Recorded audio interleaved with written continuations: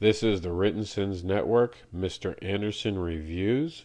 We are reviewing Jeb Clucker's Acres of Hen by Kim Roberts, Gabe Ostley, Chris Allen. As you can see, this is not going to be one of those cutesy, artsy little chicken stories. Not at all.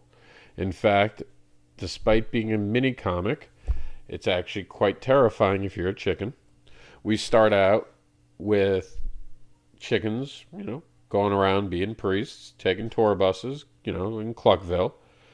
They wind up going to try to meet up with another annual camping trip and all the people that'll be there. They get lost. They wind up getting to meet the locals, which can, be interesting in itself.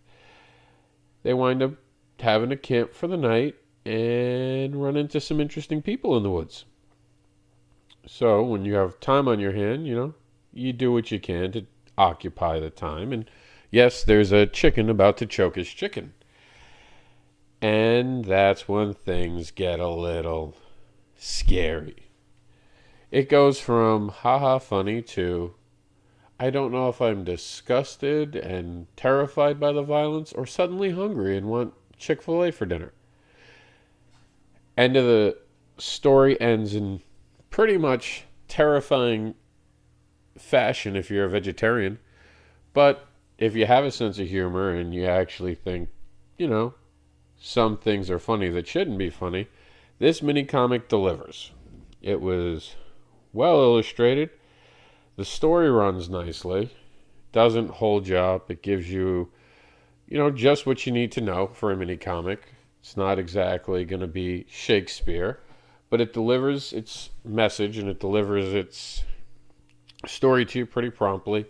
It looks interesting. I'd like to see where it's going. It actually makes me want to go back and figure out where this came from, which, if we notice, this is based on the 100 Acres of Hell Walking Dead films by Jeb Tucker, created by Jason Cornair.